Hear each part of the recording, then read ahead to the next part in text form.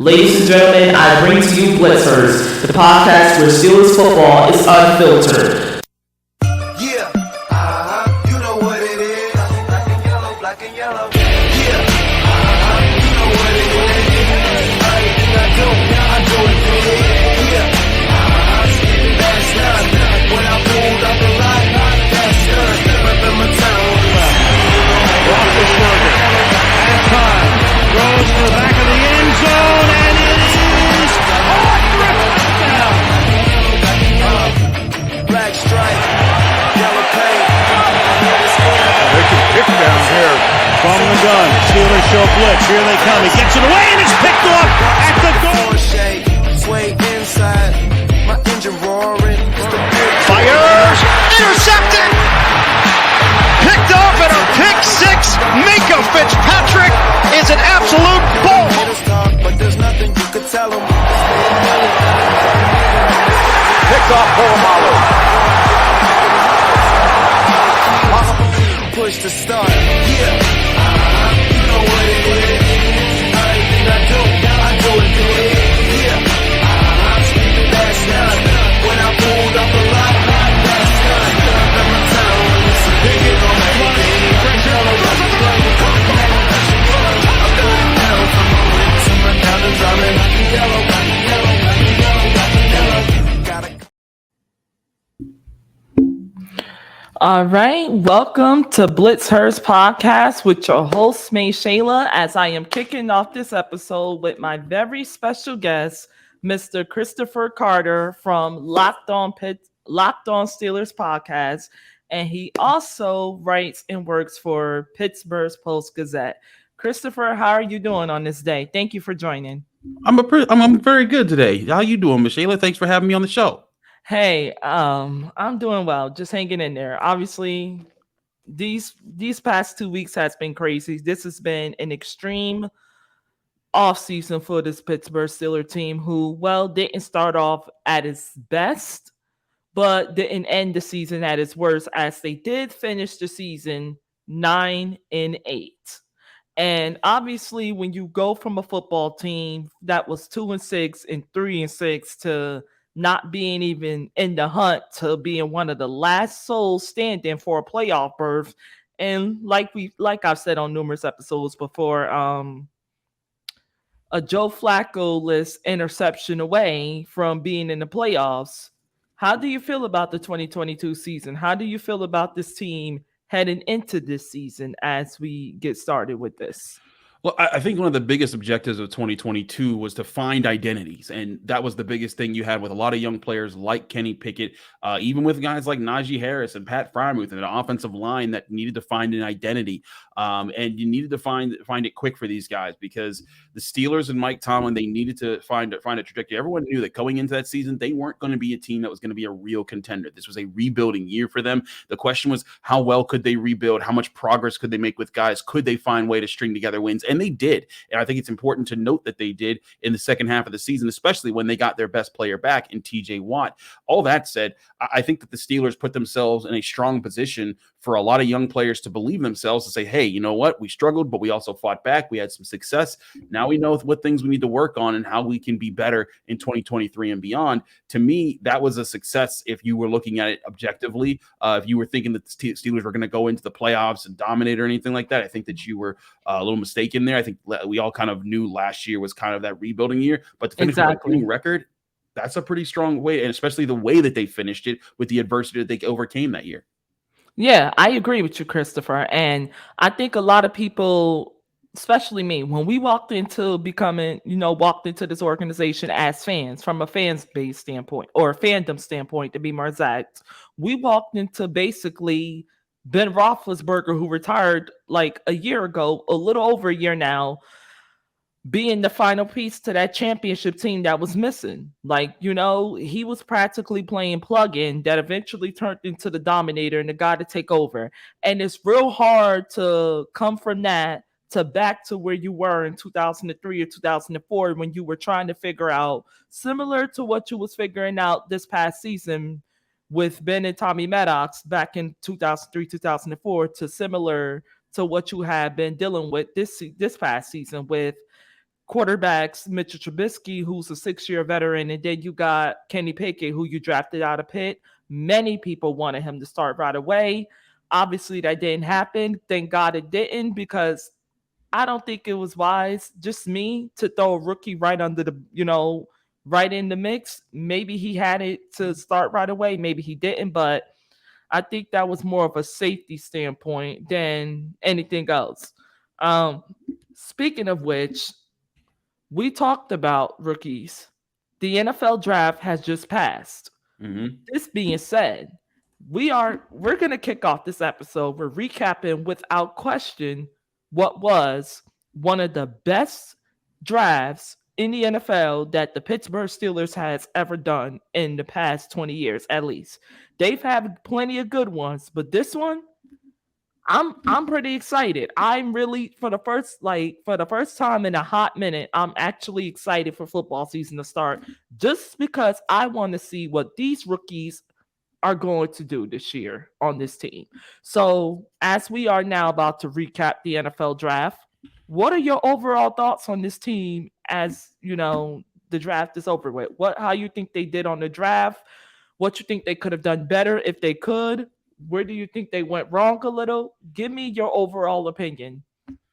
I thought they knocked it out of the park as far as several of their picks. I think that there was, Broderick Jones. I talked about them trading up for him before the draft. They traded up, they got him, and they didn't even lose that much value to trade up and get him. Exactly. And they even got the fourth round pick that they lost back through another trade to trade down and still get Darnell Washington. All four, as I said on my show, the Locked On Steelers podcast, all four of the Steelers' top first four picks for the first, second, and third round. When you look at those guys, I ranked them all in my top 33 on my big board. So like Broderick Jones, I had in the top 10. Joey Porter Jr., I had his ranked at 15. Keanu Benton, I think I had ranked at 33. And Darnell Washington, I even had ranked at 26.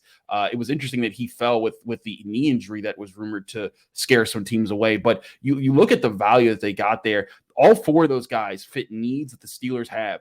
Offensive tackle, now you have one, and you have a first-round one who projects to be a guy that could be a pillar piece for your offensive line that you're trying a guy that'll beat you up. Exactly. And Mike Tomlin's talked about that. He wants physicality. He wants guys that are going to set the tone. Then you get Joey Porter Jr., who's a corner who's going to beat you up, and he's going to be able to reset what it means to be a Steelers corner. Keanu Benton, a defensive lineman who's going to beat you up, and he's going to out-physical you. And even Darnell Washington, he's a tight end who's going to beat you up because he blocks really well, and he's extremely strong, and he's tall at 6'7". So you get a bunch of guys who play physical style of the ball and can bring energy to the team. I think they addressed a lot of needs. The biggest thing that they missed on, I'd say, is they didn't get their off-ball linebacker who can play, inside linebacker. And, there's going to be questions as far as who covers over the middle and on short passes, as well as the slot corner position, because there were several slot corners I thought they could have taken that they didn't, even though they did get, again, a lot of really good hits and good value for the other guys that they picked, including Nick Herbig, who they got in the fourth round. So needs that they didn't address, sure, but I feel like a lot of the major needs that they needed here, they got to early, and they got to it with really good players. 100% agree with you there, Christopher. Obviously, this draft really taught me how much needs this team truly had heading into this offseason. And the fact that you were, I would say a good estimation of how many of them needs that these draft picks and the free agent signings has covered. I feel like they addressed at least 80% to 90% of these needs on this team, to a point they're not coming into this season with not even remotely, as many needs as they were heading into these past two seasons. And when you have all of that and you're a Steelers fan, and the worst you have seen your team was 9-8 in this past season, and 9-7-1, which was Roethlisberger's last year, you have to feel good about this. And like you said, they hit it out the park. It's just to a point that I don't see how any fan can complain about this draft. I really don't. As a person who covers sports a lot, there's always going to be fans who find something to complain about. But again, I think that You look at the needs, and sure, you could say, you know what, maybe slot corner or off-ball linebacker was a bigger need than tight end. However, I think Darnell Washington gives you another legitimate guy who can push for time with Pat Freiermuth and be a significant receiving threat as well as a really good blocker, and give yourself more 12 personnel flexibility with this roster. Just as I think Joey Porter Jr. can start at corner, just as I think Keanu Benton could be a nose tackle for you early on and then develop into a 3 technique type of defensive lineman who's able to flex out and learn from Cam Hayward and Larry Ogunjobi alongside of DeMarvin Leal. And of course, Broderick Jones, I think that he's gonna come into camp. Initially, Dan Moore Jr. is gonna have the number 1 spot being the starter from last year. That's how Mike Tomlin works. It's the same thing with Kenny Pickett. Kenny Pickett had to earn his way up the ladder. I think that's a very healthy way that the Steelers handle things. Najee Harris had to earn his way up the ladder when he first got to training camp. Now, some take longer than others. Like Najee Harris was the number 1 running back by the 3rd week of training camp, but and Kenny Pickett took until about 4 weeks into his rookie season, but it's a different pace for everybody. I think Broderick Jones, he'll be a little bit similar to Najee Harris. I think by maybe that first preseason game, we'll see him taking over a little bit more and getting those reps there. But again, like you said, they addressed a lot of needs there. And again, there's still needs that are there, and we still need to see how some of these guys play because, if we're assuming that Joey Porter Jr. is great at corner right now, and he gets beat a lot, then cornerback still becomes a need. But as far as on paper and how I graded things out in the draft process, I think that they did a more than adequate job at filling those roles. Yeah, definitely. And we're gonna get into that. As a matter of fact, we're getting into that right now because that was gonna be my next question for you, Christopher. Was what grade would you give the Steelers based on the draft? What is your overall grade for this team on how they drafted? How do you think they did? What letter grade from A? Okay, would you give them an A, a B, a C, a D, or an F? I give them an A. I mean, again, they addressed their needs. They got to the important picks. And they waited for value. And again, like even when they traded up, like a lot of people were saying, "Oh, Omar Khan was so aggressive." Giving up a 4th round pick isn't that aggressive. The Steelers were more aggressive to go get Devin Bush in 2019 when they gave up a 2nd and a 3rd round pick. And you look at this, they traded up less spots with a much lower pick that they recouped later on. I think it was just the fact that they were patient, they were savvy with their board, they knew how they had a good feel for how other teams would handle their needs, and that really helped them moving forward. So all that being said, I think the Steelers did a fine job handling that. So that's why I gave them an A. Yeah, I definitely agree. I agree. I give them an A to an A minus. I don't see how this team swung and it did not miss. You can definitely argue they did hit home runs throughout this entire draft. They truly showed everyone this draft alone why every draft pick that you have matters. And because you got potential starters in every last one of these picks.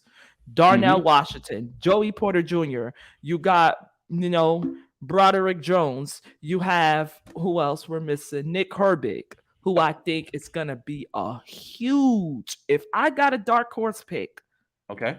If I have a dark horse pick of who's going to have a huge impact on this team right away, especially from a defensive standpoint, I'm going to go with that guy.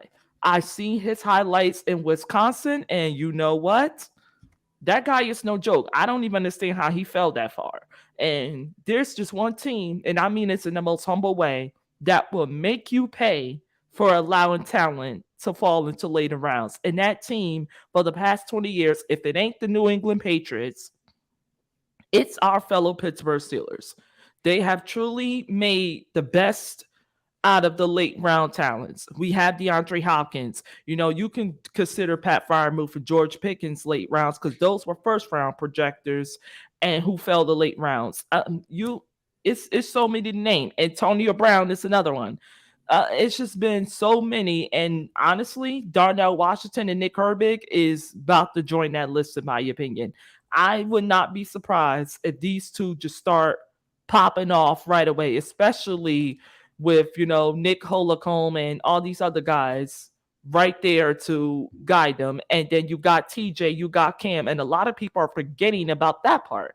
The fact that these are studs who got young studs who obviously gonna need some time to develop and get their shoes wet a little because it's an adjustment going from you know, college football to the NFL to the pros. But under Mike Tomlin, that's dangerous. A coach who has coached mediocre teams up, or maybe worse than mediocre teams up to relevancy, I would not, and I tell everyone this, and I'm not being biased because I'm a Steeler fan. I am being a realist.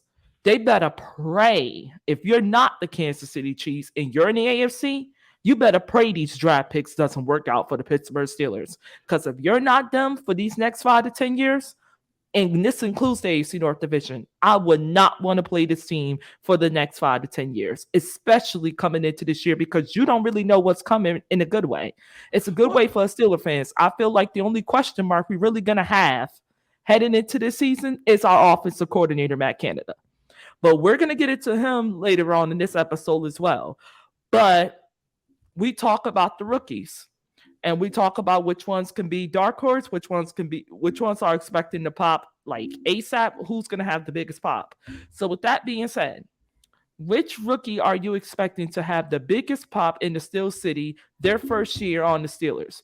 Broderick Jones, Joey Porter Jr., tight end Darnell Washington, linebacker Nick Herbig, etc. Who are you expecting to have the bigger pop or the biggest pop out of these rookie draft class? Well, it depends on what you're talking about with pop. If you're talking about, I think, most noticed impact, I think that's just going to be Joey Porter Jr. because fans are going to see him making plays on the outside, and I think that he's going to have that there. But I think the biggest real impact that's going to happen is Broderick Jones. I think that when he gets into the run game and he's able to plow more holes open along next to Isaac Samalo on that left side, I think you're going to see more holes open up for Najee Harris, and you're going to see the Steelers' run game be finally what they've been trying to make it for the last couple of years with Najee Harris. And so, I think Joey Porter Jr. will be the one that fans, I think, see more. But I think who's going to have a bigger impact overall is going to be Broderick Jones, especially if he's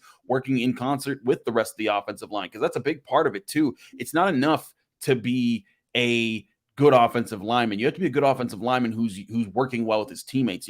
Back in, I want to say it was 2013 when it was a fourth year Marquise Pouncey and a second year David DeCastro. And in the opening game of the season, David DeCastro tried to cut block a defensive tackle. And when he did, he missed and he hit Marquise Pouncey's knee and he took him out for the season. And that didn't mean that David DeCastro wasn't going to go on and be a great offensive lineman for the Pittsburgh Steelers, because he was. Same thing for Marquise Pouncey. But it took time for them to coalesce. And not that, Broderick Jones is going to take out anybody's knee, but it takes time to kind of get on the same page, to understand how to work together. As we saw with last year's Steelers offensive line, they were terrible in the opening months of the season. But in that second half, after that bye week, you saw them come together. You saw them protect Kenny Pickett better. You saw them improve. I think they were averaging like 93 yards rushing per game in the first 8 games. And then the last 9 games, it jumped up to 146 rushing yards per game. So you look at numbers like that. It takes time for offensive linemen to get going. But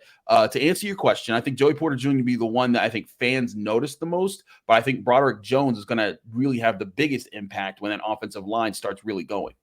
Yeah, I'm so excited to see him. And actually, here's a fun fact. I was at the draft party.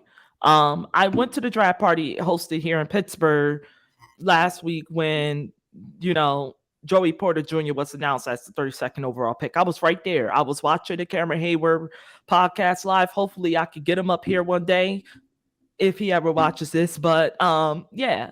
And I saw Broderick Jones. And when I say that dude is a huge dude, he's huge. He is a monster. And I was like, are you serious? This is the new offensive lineman? I'll just say this. Something just telling me right in my heart that if I'm a defensive lineman, I would not want to play this guy for the next couple of years.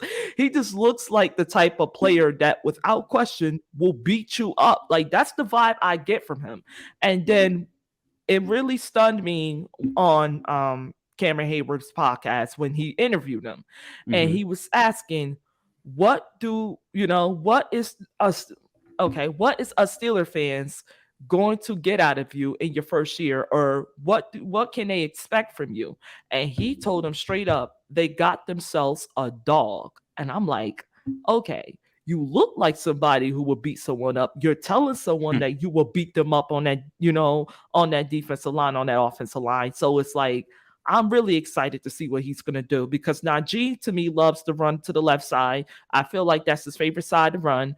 And the fact that you're going to have him, you're going to have, Chris Daniels, Mason Cole, all them guys who, by the way, some of the most, without question, underrated free agent signings that this team has had in the past, 2 seasons, in my opinion, because the way they gelled out that offensive line, they have solved to me a lot of problems that we clearly, visioned in 2021 and 2020 and every other season that we saw the decline.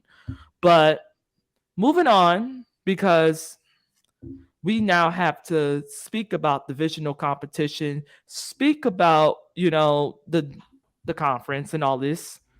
Let's move on now to this question.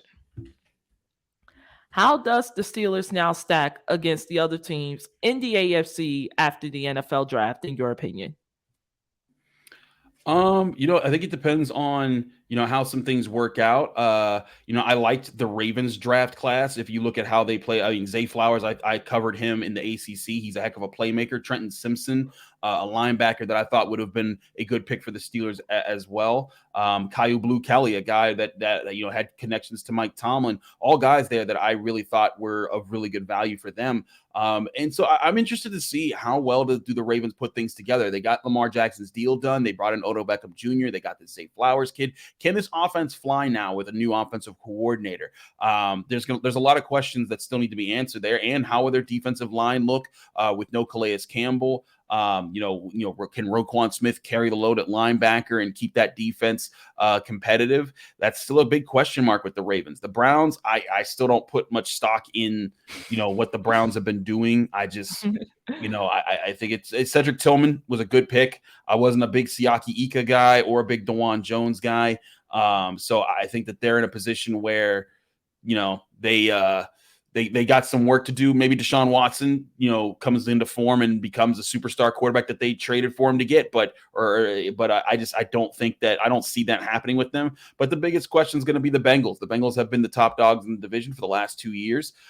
They got I think a really good value for Myles Murphy at the 28th overall pick. I like DJ Turner. I like Jordan Battle. I like Charlie Jones. So I think they also did a good job with their draft class. But I think one of the biggest questions that still remains for them, can their offensive line hold up? And I think the Steelers, with their additions on the defensive front, and if TJ Watt can stay healthy along with Cam Hayward, I think the Steelers could be a team that gives them a lot of problems and gets into the backfield, disrupts Joe Burrow, and gets things going for them. I'm not going to guarantee that they're going to win the division or anything, but I do think that the AFC North, I think the Steelers stand a better chance at winning the division than I think most people will give them credit for this year. But again, I'm not going to pick them to win it just now.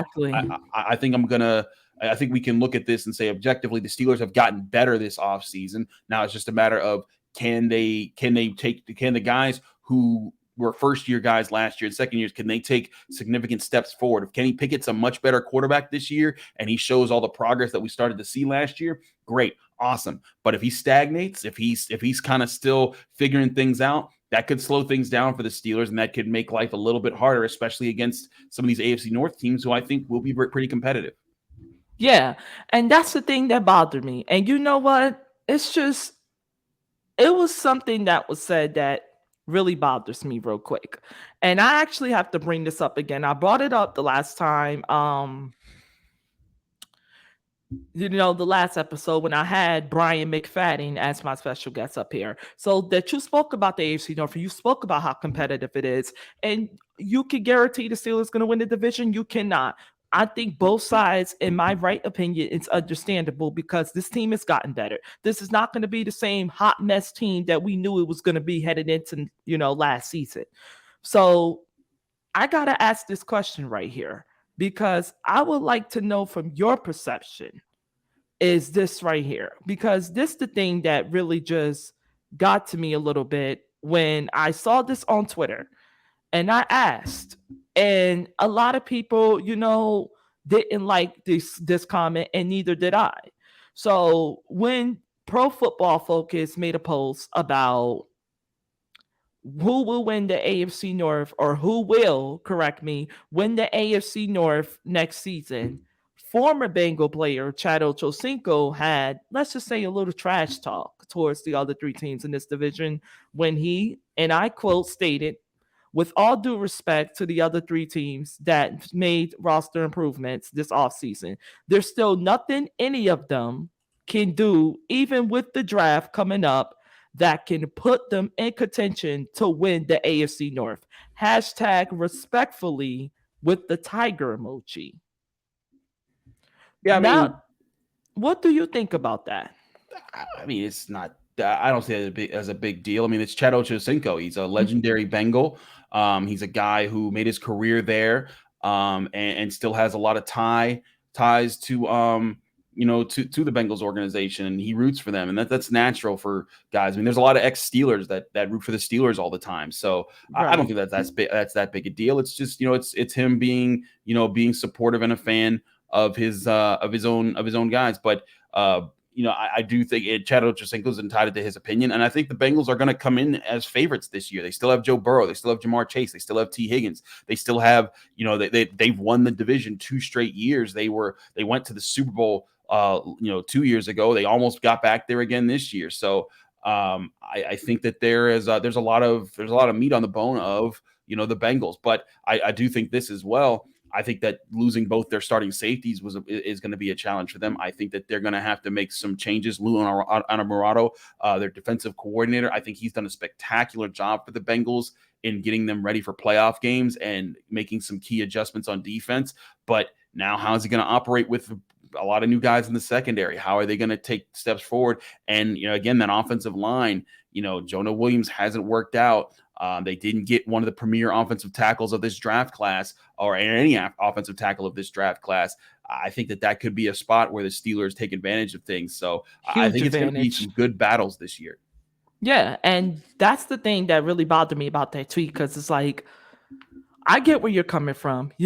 Everyone is entitled to their own opinion. I just felt like he should have been a little more humble with that, because What's he got to you be humble for? He's made his millions. He's good, right? Like, so that's just more of he's gonna say that kind of stuff. That's why I don't put too much stock in when things to like that that get said. nonsense. That's just to get a response. It's just to get people excited. It's also to get Bengals fans excited, because you got to remember, as excited as you are about the Steelers, there's Bengals fans that are excited about the Bengals, and it's just a matter of I don't think it's a lack of humility. It's just like, what, he put his opinion out there. It's whatever. The Steelers have to stay Yeah. focused on themselves. Like, one of the biggest things that I think was looked over in the 2020 playoff game against the Browns, when the Browns were hyped up because they said, "Oh, the Steelers called us nameless gray faces." The Steelers call everyone nameless gray faces. You know why? Because they don't care who they're playing. They say, we got to focus on us. That's how the Steelers approach things. And when they do that, I think that's been that mentality that's helped them put themselves in position to be a stronger team, because they're not worried. I mean, they're studying what their opponents do, but they're not wondering at night, "Oh, what is Joe Burrow going to do to us?" There's like, this is what we're going to do to Joe Burrow. So Right. I don't think it's as fun as it can be to talk about what Chad Ochocinco says. I think the biggest key is to stay focused on the Steelers and talk about how they're making progress. And I think that right now they're making progress. So stay focused Yeah. on that, and we'll see what happens. Yeah, that post right there, it definitely got me excited. And I agree. It definitely got me excited. I just wish he was a little more careful with his words, because that can come back to haunt you. You know how Steeler Nation is. They're gonna especially if the Steelers win this It's division. the internet. Nobody forgets anything, right? Yeah, they're really gonna get in his behind, because them and the Bengals, without question, with all due respect, has been doing a whole lot of chirping among the division and the conference for 2.5 years. So that might be, that tweet. It might be the tweet that everyone's waiting to get back to and get at him about, if things don't work out well for the Bengals this year. But moving on, because like you said, the Steelers got to do what the Steelers have to do. They have to stay focused. They have to play their best football, and they got to be better than the opposing teams. Otherwise, they might just be in trouble again this year.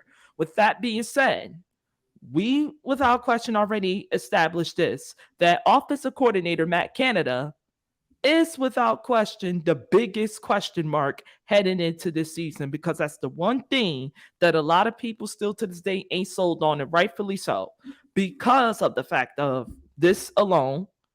You only averaged 18.1 points per game last season, which is 31st in the league, versus your opponents who averaged 20.4 points per game.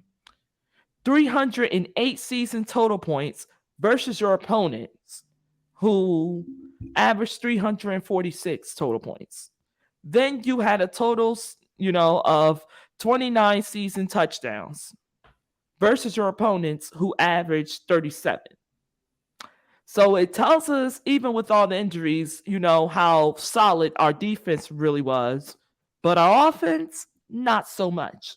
With that being said, do you believe that 2023 is the do or die year for offensive coordinator Matt Canada? I think so. I mean, again, you look back, like you said, at the Steelers' numbers. They've also been bad for a few years now. The Steelers kind of got into a rut, and this is beyond Matt Canada. They got themselves into a rut just with how things played out at the end of the 2010s. I mean, think about this: when Randy Fichtner took over the job in 2018, I think was his first year. He thought he was getting the killer bees. Ben Roethlisberger, who we thought was going to last much longer than he did, as far as avoiding a major injury. Le'Veon Bell and Antonio Brown, and then all of a sudden, Le'Veon Bell tears. It doesn't even show up for camp, and he doesn't show up at all for the season. And so now one of the best running backs in football isn't available to you. Then at the end of the 2018 season, Antonio Brown refuses to play, walks off the field, and then they have to let him go and trade him to another team. And then in 2019. Right. I mean, yeah. And we've now seen what's going on with him. And then Ben Roethlisberger, the very next year in game 2, tears up his elbow and he's out for the season. So in less than a season and a half, Randy Fichtner, who was brought in and hired to coach up the killer bees and make that offense work, was without all 3 of the killer bees. And then he was basically sent out. Right. And so he was sent out of town. Matt Canada then inherited that situation with an older Ben Roethlisberger who needed to kind of figure some things out and adjust his game a bit. And then I think by late 2020, even before 2021, we saw the limitations of an older Ben Roethlisberger. His legs weren't all the way there, which kind of prevented him from consistently throwing a deep ball as well as he used to. And I think all of that played into, limiting the offensive coordinator. And then last year for Matt Canada, you had Mitch Trubisky to start the season. Then Kenny Pickett took over. It took a while for Kenny Pickett to get adjusted. You didn't have the best offensive line. But by the end of the year, your offensive line got better. The Steelers, I think that they are in a position where they've had a lot of turnover, but I agree. This is a year where you have a second-year quarterback who your franchise thinks could be the franchise quarterback. You have a third-year running back who I think is ready to break loose in Najee Harris. You've got playmakers in Deontay Johnson, Darnell Washington, Pat Freiermuth, George Pickens, and I think Allen Robinson could also be a good third, and Calvin Austin could even come off the bench and play well there. You have an offensive line that improved last year, and now you added a significant piece in free agency in Isaac Seumalo, and a significant piece in the draft in Broderick Jones. You have all the tools in front of you to make this offense run. If it doesn't, I think the Steelers will move on. Typically 3 years is around the time that a lot of coaches get if they're not catching any traction. So I'd expect that from them in this situation. You look at, Randy Fichtner, he was in a similar spot. Matt Canada, I think he's now in that spot as well. So and listen, Matt Canada, had a lot of odds up against him. Again, all the lacking of the personnel that they lacked on offense. People talked about how the Steelers had the most expensive defense in the NFL last year. They had the least expensive offense, and part of that's just a balance of what happens when you have that turnover. So I give Matt Canada some grace, but the grace ends this year. If this team is still ranking in the 20s offensively, he will be gone. I think that they need to get 15 and above as far as finishing how many points per game scored in the NFL. That might save his job. Yeah, I agree with you, Christopher. And you mentioned, it's a do or die year basically for Matt Canada, because I'm looking at a lot of these free agents back-to-back years on this offensive line. We spoke on it. James Daniel from the Chicago Bears.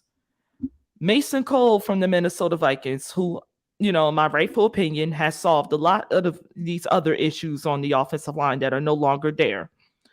Nate Herbig from the New York Jets this offseason, along with Isaac Seumalo from the Philadelphia Eagles. So a lot of Eagle fans are upset about coming to Pittsburgh and leaving Philadelphia, which is a great sign for us. There's no excuses now for Matt Canada. This is 3 years, three different quarterbacks, technically four if you want to include Mason Rudolph in that. And one of them got to work, or your system and you just got to bounce out of town. It's plain as simple as that. I think this is a young team that can definitely compete. I am expecting a playoff spot, at least this year, for this team. I don't see why not, especially with the team offensively and defensively we got on paper that I think we both can agree has gotten better. Secondary still got a little question marks. Losing Cam Sutton can definitely, can be a blow. Then you got Patrick Peterson, who just coming off of his best year, even though his age can create a question mark as well. You still got Minka Fitzpatrick. You lost, Terrell Edmonds, but you did gain two safeties in the process. So I just think you have more than enough to work with. We mentioned Deontay Johnson, George Pickens. We mentioned also Pat Freiermuth, Allen Robinson, from a trade with the Rams where they basically only gave up a half-eaten bag of chips to get. Pat Freiermuth, Zach Gentry, Connor Hayward, who a lot of people are forgetting about, Darnell Washington with Najee Harris and Jaylen Warren. This should be, without question to me, with all the experience, all the talent, and the fact that you know what you got within your players, this should be, in my right opinion, a top 10 offense heading into this season. And that's what I'm expecting. Top 15 at worst. But I'm not accepting anything less than that. But we spoke on Kenny Pickett and we started to speak on wide receiver George Pickens. So, with that being said, do you think this upcoming season will be a big leap year for quarterback Kenny Pickett and wide receiver George Pickens? I think so. I think Kenny Pickett, I covered Kenny Pickett in college at Pitt for his last 2 years of playing. And one thing I noticed about Kenny Pickett, he's going to outwork everybody. He's about trying to make it so that he can, that he is not unprepared. If his team fails, it is not because he didn't prepare as much as because, things didn't work out, but it's and he made mistakes, but they're correctable mistakes. They're in the moment decisions that could have been better, but it's not because he wasn't staying at the facility late. I mean, if you read one of the articles that the Steelers put out themselves from Teresa Varley in her interview of Kenny Pickett, the guy was coming in at night and leaving at night. Like he was coming in when it was dark out in the morning. He was leaving when it was dark out at night.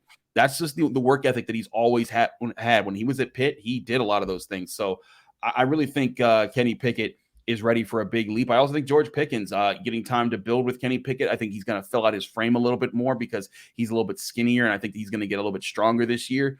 I think both of them are due for some growth and growth together because chemistry is important. Kenny Pickett wasn't for sure the number one quarterback last year. Now he is, and he's had an offseason of workouts with his guys. I'd be very intrigued to see how much progress we get to see from these guys in training camp, and then how that translates to the field in the regular season. Yeah, definitely. And you know what, Christopher? You are the best person I could have picked for this episode. I'm so serious because listen, you're hitting it right on the note. You're keeping it positive, yes, but you're also keeping it real at the same time, and you're just letting the people know, this is what it is, this is what it has to be, or some more changes will have to be made, and I love it. Because this is what, needs to be said. This is what needs to be heard. Whether those who want to sit here and say, oh, no, whether they like it or not, the truth, the facts, the positivity with it. I love it. I enjoy it. So with that being said, we're going to continue to speak on this team and how it stacks up. Is the Steelers now, in your opinion, after the draft, after the free agency, a playoff team? And will they win the AFC North Division, or can they win the AFC North Division? Along with that, I would love for you to give me your projected record for the team for the 2023 season. I think they're a playoff team. The thing is, though, this AFC conference is packed. I mean, you look what the Jets have added with Aaron Rodgers. The Bills are still going to be a problem. The Colts, I like their draft class. But the AFC North is going to be tough. Will the Ravens rise up with Lamar Jackson signing the long-term deal? Will the Bengals, they're still going to be there. I look at The AFC West, the Chiefs are still going to be there. The Chargers with Justin Herbert, I think they're ready to take a step up. Will the Broncos live up to the hype when they got Russell Wilson? He didn't work out last year, but can he improve? There's going to be some serious competition this year. So the Steelers will have to fight for it, but I think that they will fight for it. I don't know if they'll win the division, but I see them getting at least 10 wins this upcoming season, maybe 11 or 12. I think they're going to shock some people. But a big part of this is about how healthy they can be, because truly, you look back to last season, they make the playoffs if TJ Watt doesn't get hurt for 2 months the way he was. And so, or Mitch Trubisky don't throw 3 picks against the Ravens. That too. There's a lot of things you could point to where last year they were this close. If one of those things goes the other way, the Steelers might be in the playoffs, and we might be talking about the season a little bit differently. But this year, I think that they'll be sharper. I think that they're going to be healthier, and I think that that's going to lead to them making the playoffs. And I also say this: I think they're going to win a playoff game or two. I think they're going to, the way that they play football, or they want to play football, their defense is going to be tougher this year. I think that their offense is going to be better. They're not going to be elite by any means. I think that they're going. But again, like if we're looking at the Steelers over the years, if they are like. If the Steelers, when they won the Super Bowl in 2008, their offense ranked 20th, I think you'd like to see them rank more like 16th. But if you're doing that, you can if you're getting to 16 and your defense is ranking in the top 10, that can make you a real contender. So I'm gonna pick them not to win the division. I'll pick them to be a playoff team and win. I'll even say 2 playoff games. I think that they'll do some damage there. Okay. I think the division, though, you can hold that off a little bit just to see how things play out this year for the other 3 teams, or at least for the Ravens. You never know how things are going to play out. Yeah, because honestly, and this is me being a little biased here. Well, no, this is me being realist, but I think they could win the division. They could. Not saying they're going to, but they can. I think they're in the conversation more than people want to give them. But there is, as much as I hate to say it, I fear the Ravens. I do. Lamar Jackson, we know what they can do, but if there's one defense that can neutralize his abilities to his best, is our Pittsburgh Steelers defense. So I think the only question that's going to head into that game is, can Najee Harris outrun Edwards? Can Kenny Pickett outgun Lamar Jackson? And can, Deontay Johnson outplay OBJ? Can George Pickens outplay Zay Flowers? And can Pat Freiermuth be the more dominant tight end that game than Mark Andrews? And that Raven defensive line is nasty. I told a lot of people, the Ravens has never really had such a strong receiving core. This is arguably the strongest receiving core the Ravens have had on paper since 2012, when it was Torrey Smith and Jacoby Jones and Anquan Bolden and them boys. And that was back then when it was Ray Lewis, Ed Reed, all the heavy hitters, basically one half of what made the AFC North what it is today. But I would be lying right now if I tell you that just a little, that Raven team that we see now on paper, especially that defensive line, does not remind me a little bit of that defensive line back in the day. I think the Steelers and the Ravens are slowly but surely going back to them old styles, obviously with a more modern day upgraded version with the mobile quarterbacks. But that defense, if either one of those defenses gets back to how they once were, and they're on their way to being just that, if they're not there already, the whole, excuse me for my language, but the whole damn AFC better look out, because I would not want to see either one of those teams. And my right opinion as of right now, I believe that the AFC North Division will be determined between these 2 teams right here. But agree with you, 10+ win team without question. I looked at their schedule. I just feel like if this team doesn't make the playoffs this year, excuse me for my language again, but we're just straight up ass. That's really how I feel. It's no excuse this year. But I also think you always, like, I get making bold statements is fun and part of the media game, but I always put things in temperaments and parentheses and things like that, because, like, you never know what's going to happen to a team. Like, right. Like the 2019 Steelers, people thought that they were going to make the playoffs. Oh, Ben went down for the year. That changes everything. So, like, what happens if Kenny Pickett goes down for the year? What happens if TJ Watt goes down again for the year? That changes everything about this team. And I think that this is still a young team in a lot of regards. So they have a lot of formative time to build up right now. I think so. If they don't make it and everyone's healthy, sure, that is a very big disappointment. If there's injuries, there's always things that play into that, and that's why I always kind of I try not to speak in definites as much as I can. But when it comes to this season, I do agree. It should be playoffs or bust as far as their plans. If injuries happen, you hope that they're not long term, but we've seen other teams as well get derailed by those type of injuries too. And when you have a great coach like Mike Tomlin, you have a defensive coordinator that you have some hope in with Terrell Austin, who's entering year 2, and then you got Matt Canada, who needs to just answer the bell, get the playbook going, stretch the playbook out, open up the playbook like we've been promised for 2.5 years now.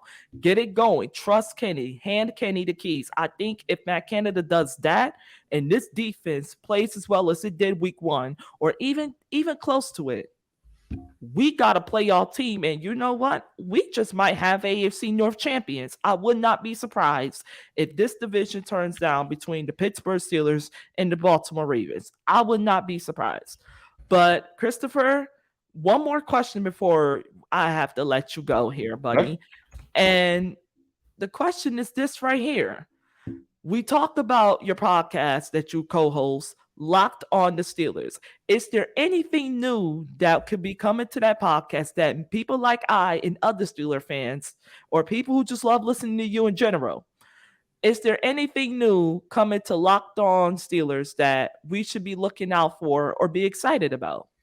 Sure. As always, you can find the Locked On Steelers podcast on your favorite podcasting apps, Apple, Spotify, Google Podcasts. We're also on Sirius now, so check us out on there. You can also watch us on YouTube.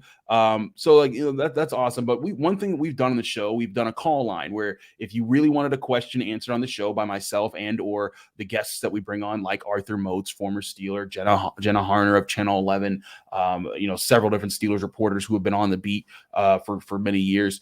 If you want a question, you can always call in 412-223-6644. But we are looking for we are starting up a way for where a lot of people call all the time and leave a lot of questions, but there's sometimes I can't get to them because there's just so many questions that get asked. Exactly. And there's so many things that I have to get to. But we're working up a way where if you donate to a specific charity that we are just working out the financial things for, if you donate like $10 to a specific charity, you can be guaranteed to get your question on the show within a week, so that you can know that your question will be answered, addressed, and talked about on the show. As long as you donate to that charity, we'll be announcing that on the Locked On Steelers podcast soon.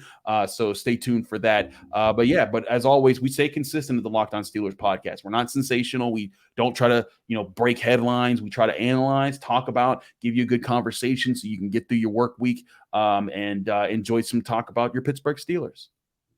Yeah, I'm excited. And you know what? Like you guys, like you just said, guys, if you haven't already, subscribe to me on the Mike Bomb, which is the other podcast I do. Subscribe here to BlitzHerz and subscribe to Locked On Steelers with my guy, Christopher Carter. Mr. Carter, thank you for joining me on this episode. Ladies and gentlemen, this is your host, Maeshaila, signing out. My special guest, Christopher Carter. If you guys are not, please give this man a follow on Twitter at Carter Critiques, Carter Critiques, and give me a follow on Twitter and on social media in general at Max Sports. So this is your host, Maeshaila, signing out, and this is BlitzHerz podcast. See you guys. Black and yellow, black and yellow. Goes to the back of the end zone, and it is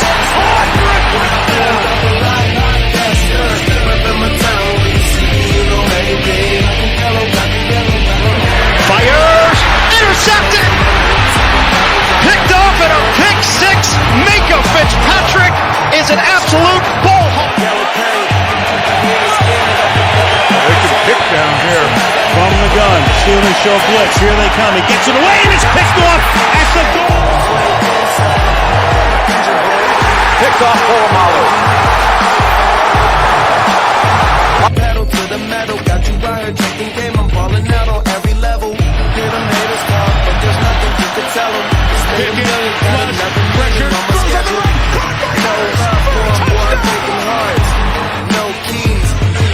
to start.